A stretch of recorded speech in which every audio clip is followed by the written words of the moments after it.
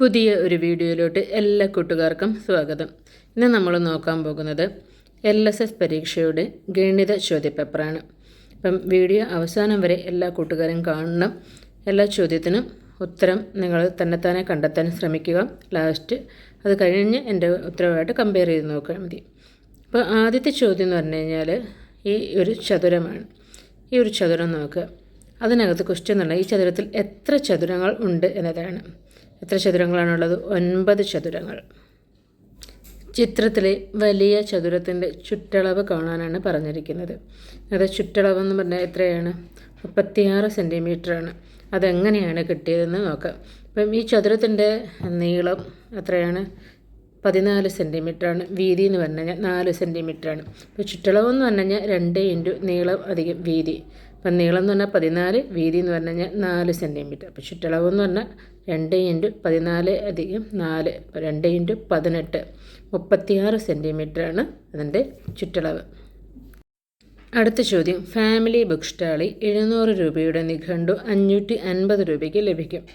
300 രൂപ വീതം 2 തവണകളായോ 280 രൂപ വീതം 3 തവണകളായോ നൽകിയും നിഘണ്ടു വാങ്ങാം.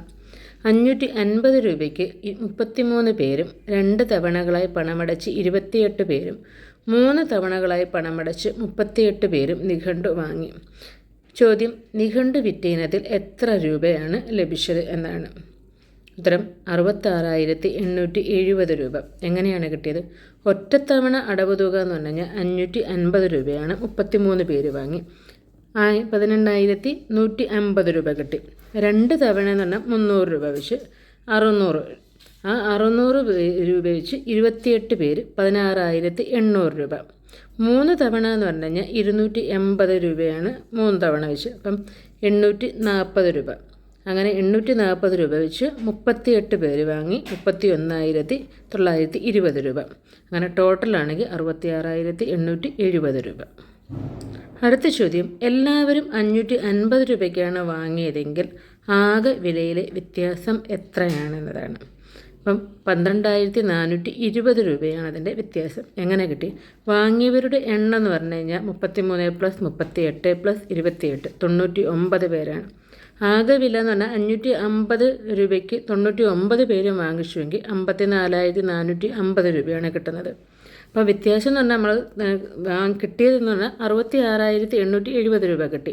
അതിൽ നിന്ന് 54,450 രൂപ കുറച്ച് കഴിഞ്ഞ് നമുക്ക് 12,420 രൂപ വ്യത്യാസം കിട്ടും. അടുത്ത ചോദ്യം എന്ന് പറഞ്ഞാൽ 3 കൊണ്ട് ഹരിക്കുമ്പോൾ ശിഷ്ടം വരാത്ത ഏറ്റവും ചെറിയ 3 അക്ക സംഖ്യ ഏതെന്നാണ്. ഉത്തരം 102. അടുത്ത ചോദ്യം എന്ന് പറഞ്ഞാൽ രാമു 11:45 AM പുറപ്പെട്ട് 1 മണിക്കൂർ 25 മിനിറ്റ് കൊണ്ട് വീട്ടിലെത്തി എങ്കിൽ വീട്ടിലെത്തിയ സമയം എത്രയാണെന്ന്. 1:10 PM. 18നെ 11 കൊണ്ട് ഗുണിക്കാൻ 18നെ 10 കൊണ്ട് ഗുണിച്ചതിനോട് എത്ര കൂട്ടണം? ഉത്തരം 18 കൂട്ടണം. അതെങ്ങനെയാണ് കിട്ടിയത്? 18നെ 11 കൊണ്ട് ഗുണിച്ച് 198, 18നെ 10 കൊണ്ട് ഗുണിച്ച് 180. അപ്പം 180നോട് 18 കൂട്ടിയ 198 കിട്ടും. അടുത്ത ചോദ്യം, 115 എന്ന സംഖ്യ റോമൻ അക്കങ്ങൾ ഉപയോഗിച്ച് എഴുതിയാൽ എങ്ങനെയാണ്? CXV. 100 + 15. 100 എന്ന് പറഞ്ഞാൽ C ആണ്, 15 എന്ന് പറഞ്ഞാൽ XV ആണ്. അപ്പം അങ്ങനെയാണ് CXV എന്ന് വരുന്നത്. ഒരു മാസത്തെ 10-ാം തീയതി ബുധൻ ആണെങ്കിൽ ആ മാസത്തെ 30-ാം തീയതി ഏത് ദിവസമായിരിക്കും? ഉത്തരം ചൊവ്വയാണ്. എങ്ങനെയാണ് കിട്ടുന്നത്? ഇപ്പോൾ 10-ാം തീയതി ബുധനാണെങ്കിൽ അടുത്ത 7 ആഡ് ചെയ്യുമ്പോൾ 17 ബുധനായിരിക്കും. അതിനോട് 7 ആഡ് ചെയ്യുമ്പോൾ 24 ബുധനായിരിക്കും. 31 ബുധനായിരിക്കും. അപ്പോൾ 30 ഏതാണെന്നാണ് ചോദ്യം. അപ്പോൾ 30 എന്ന് പറഞ്ഞാൽ ചൊവ്വാഴ്ചയായിരിക്കും. അടുത്ത ചോദ്യം, 9,765, 9,745, 9,725, 9,705 ഈ പാറ്റേണിലെ അടുത്ത സംഖ്യ ഏത് എന്നാണ് ചോദ്യം. 9,685. 20 വീതം കുറച്ച് ആണ് എഴുതിയിരിക്കുന്നത്.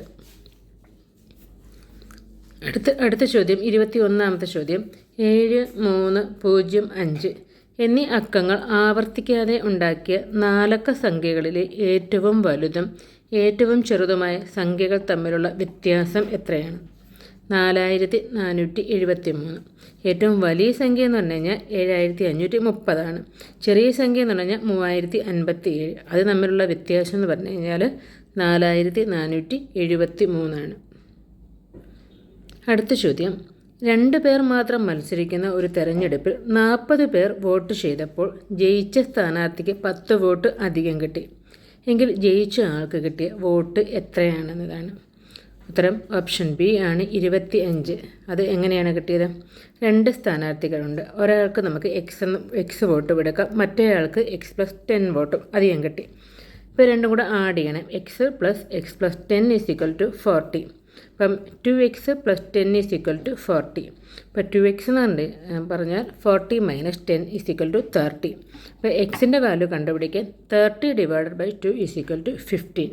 അപ്പോൾ ജയിച്ച സ്ഥാനാർത്ഥിക്ക് 10 വോട്ട് അധികം കിട്ടി. അപ്പം എക്സിൻ്റെ വാല്യൂ x+10 എന്ന് പറഞ്ഞു കഴിഞ്ഞാൽ എക്സിൻ്റെ വാല്യൂ നമുക്ക് അതിനകത്ത് സബ്സ്റ്റിറ്റ്യൂട്ട് ചെയ്യാം. അപ്പോൾ 15 + 10 = 25 വോട്ടാണ് ജയിച്ച സ്ഥാനാർത്ഥിക്ക് കിട്ടിയിരിക്കുന്നത്. അടുത്ത ചോദ്യം, 100 1000-ഉം 20 10-ഉം 5 1-ഉം 4 100-ഉം ചേർന്ന സംഖ്യ.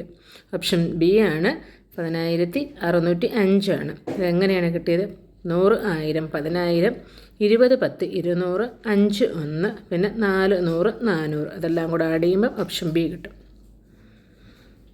അടുത്ത ലാസ്റ്റ് ചോദ്യമാണ്, 144 / 12 തുല്യമായത് ഏതാണ്?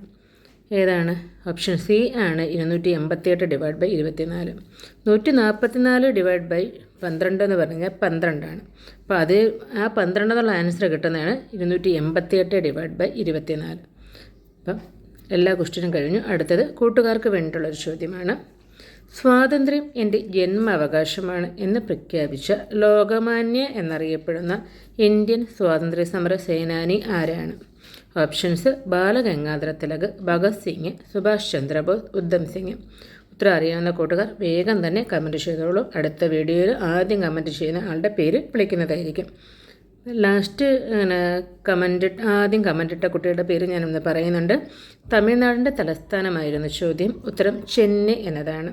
അപ്പം ആദ്യം എന്ന് പറഞ്ഞാൽ റഷീദ് അനുവും. 2 പേരുടെയും പേരെനിക്കറിയില്ല, കറക്റ്റായിട്ടുള്ള പേരാണെന്നറിയില്ല. എങ്കിൽ 2 പേർക്കും വിജയാശംസകൾ. പിന്നെ ബാക്കി കമൻ്റ് ഇട്ട ശരിയുത്തരം പറഞ്ഞ എല്ലാ കൂട്ടുകാർക്കും വിജയാശംസകൾ. അടുത്തൊരു വീഡിയോ ആയിട്ട് നമുക്ക് വീണ്ടും കാണാം. ഇന്നലെ 2ാമതൊരു വീഡിയോ ഇട്ടിരുന്നു, അതിൻ്റെ ഉത്തരം ഞാൻ ഇന്നിടുന്ന അടുത്ത വീഡിയോയിൽ പറയുന്നതായിരിക്കും. അപ്പോൾ എല്ലാ കൂട്ടുകാർക്കും വിജയാശംസകൾ.